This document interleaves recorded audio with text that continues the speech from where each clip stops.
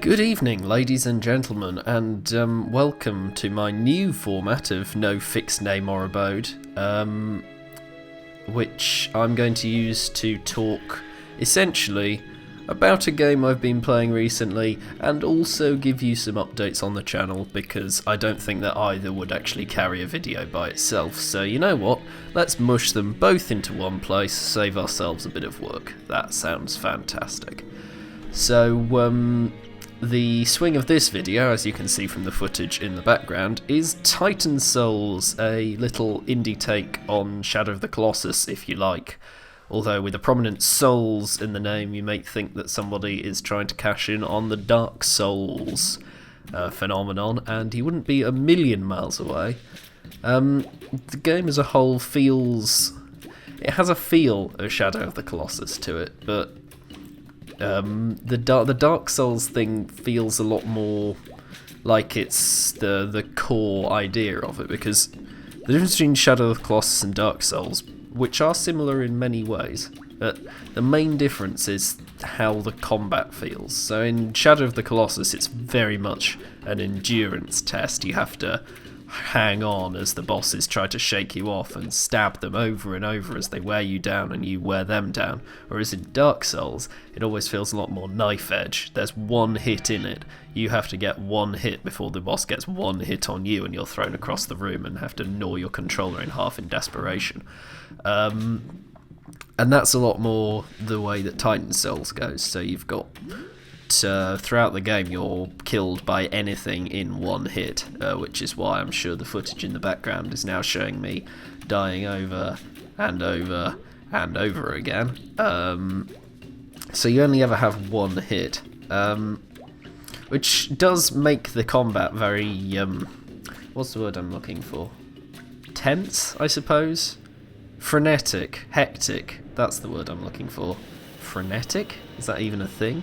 Anyway, the point being that it gives the combat a nice edge of desperation. You roll out of one attack and then caught by another, gnaw your controller, etc, etc. It also has the... on the other hand, it feels a lot like Shadow of the Colossus in the fact that all these things just seem to be minding their own business till you come and stab them.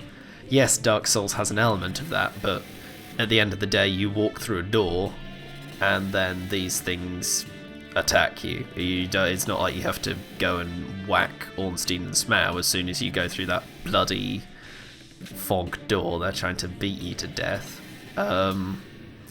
Whereas in Shadow of the Colossus, these things are all just wandering around, and you have to actively shoot them or hit them or start climbing on them before they even give a shit you're there most of the time. And that's very much how this game feels. You have to shoot the boss with an arrow in the first place before it even starts caring about you. And so it gives the game a nice atmosphere, like you've been sent on some sort of quest into an ancient land to somehow redeem yourself. The story is admittedly incredibly weak. The background storytelling, it seems to think there's more there than there actually is. That's all I can say. It seems to think that there's a lot more story that it's fleshing out than there actually is. Which unfortunately brings me to the negative half of this, because so far it's been unbridled praise. Yeah, the downside is that the bosses often just feel too frustrating. So, to come back to the Dark Souls comparison, the good boss is something like Artorias in the Ulasil expansion bit that I still haven't fully explored because I'm too shit to beat him. He's a good boss. That is the epitome of what bosses should be. They are strong, they have complex attack patterns, but there's no gimmick to them.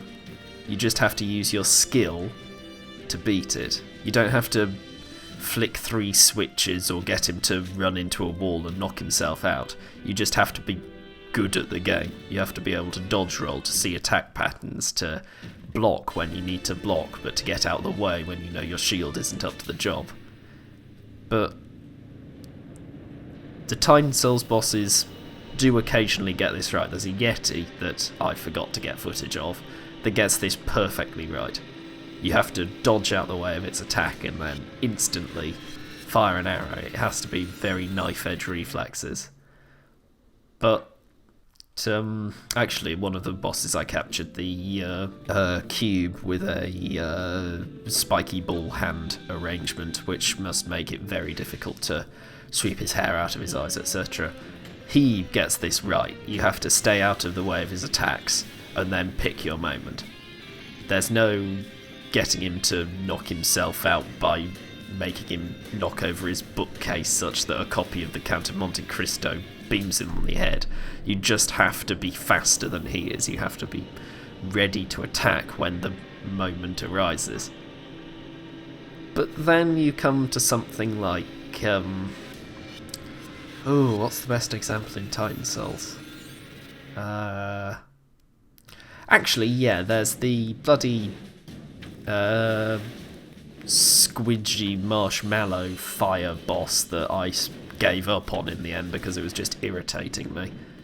You have to shoot an arrow into it and then draw it over an explosive by summoning the arrow back to yourself, but then you have to fire the arrow again into a crystal, and it's complete luck as to whether you can get to the arrow before the boss reforms, because the arrow will just fall out of the boss seemingly at random. So you're left feeling just very frustrated, because I blew that thing up several times and not one time could I make out where the arrow was so I could pick it up and shoot the boss.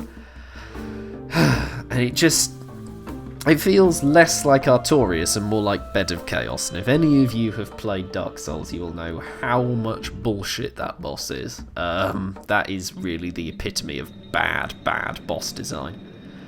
Which is a shame, because it's one of the late game bosses, and it's now stuck in my head, so it's a good job they've thrown Artorias in there to make me remember why I like Dark Souls. So yeah, the bosses just... they come across as a bit too frustrating, honestly, which is a shame, because the game had so much potential, and then it squanders it by making things less about attack patterns and more about figuring out the boss's gimmick. That's never been an interesting way to do a boss. I don't care what you say, I will not be convinced otherwise. I think the other thing that hurts it is the fact that there's no progression. In both the other games I've compared it to, Shadow of the Colossus and Dark Souls, there's a progression. Your abilities get greater as the story progresses. As you beat the bosses in Shadow of the Colossus, your grip grade increases, and you find more lizards to eat to help that as well. As you beat bosses in Dark Souls, you level up, get new weapons, etc, etc. It means that there's an increasing threat from you, and so the enemies have to increase in threat faster than that to keep the game getting harder as you progress, and they do. By God, do they do that. Right up till the end, or right up until the second to last boss in Shadow of the Colossus, because the 16th Colossus is absolute bollocks. It's lots of fun climbing, but it's just too big. That's the simple fact of the matter, is it just gets so big and unruly that it can't possibly threaten you. This game, Titan Souls, it could really do with progression. It really could. Because the difficulty curve is just flat. All the bosses are as difficult as the next for probably 80% of the game, and then you're put back in a linear sequence for the end where the bosses go from... there's one good one where you have to get it to open up its own weak spot, and then there's the reflection of you, which I'm just going to spoil, that you have to shoot, and that just takes all the fun out of the game, because the whole point is that you can't be accurate with your shooting in this bloody game, because you're only given 1 second. You've got to snap shoot. And that's fine when you're killing titans, because the game is called Titan Souls. But then when you come to bloody the final boss, you have to try and shoot something the size of yourself, and it's a right fucking hassle. And then the story payoff doesn't exist. The game clearly thinks it's being profound, and it dumps you into some ethereal realm where you can have another boss fight that I genuinely just uninstalled the game at that point. Because I looked at the ending online, and there's still no fucking story payoff. It's incredible. The game manages all this atmosphere, and it never says why you're there. You just do the same bloody whirly animation, and then explode, and then nothing. Nothing at all. It depresses me, audience. It depresses me. So yes, to wrap up on Titan Souls, it is a game with a lot of potential that if you can pick up for, I'd say a fair price point is about £4 to £5. I paid full price and I'm a touch disappointed, but hey ho. We live and learn. So that concludes the Titan Souls section of this video. So if you're not interested in why the channel's been all over the place recently, then tune out now, because there is nothing more I can do for you. So, on to channel updates. Why haven't I been uploading videos every 2 weeks? And why, in fact, did I go down to 1 video every 2 weeks in the first place? It's because a degree takes work. Who'd have thought it? Yes, my degree is eating up a lot of my time. I've recently been on the Easter holidays, which have allowed me to use an injection of the time I should have been using to study to make some videos and get back up to date. But that's all going to go away soon. I've got exams, I have fieldwork, I have paperwork. That's a fun thing.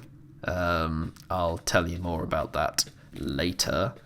And I've also been demoted back to my low-powered computer, which conveniently gives me an excuse not to play Kane and Lynch 2 because it won't record. That, viewers, is what we call a blessing in disguise. Christ, that game was a shit show. That's the only way I can describe it. But yes, I will now be on the low-powered computer that gave you such choppy frame rate videos as Zenith.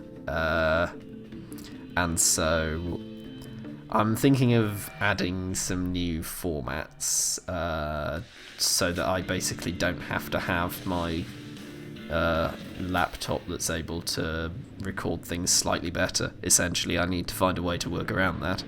And so, in response to limitation, I have got creative, which is good. So the inconsistent upload schedule will probably carry on for some time, actually some considerable time, as there's no point beating about the bush. I have got the next few videos sorted, but after that it's anybody's guess as to how often I'll be able to upload videos. But you may be seeing my face a touch more often. Is that a good thing?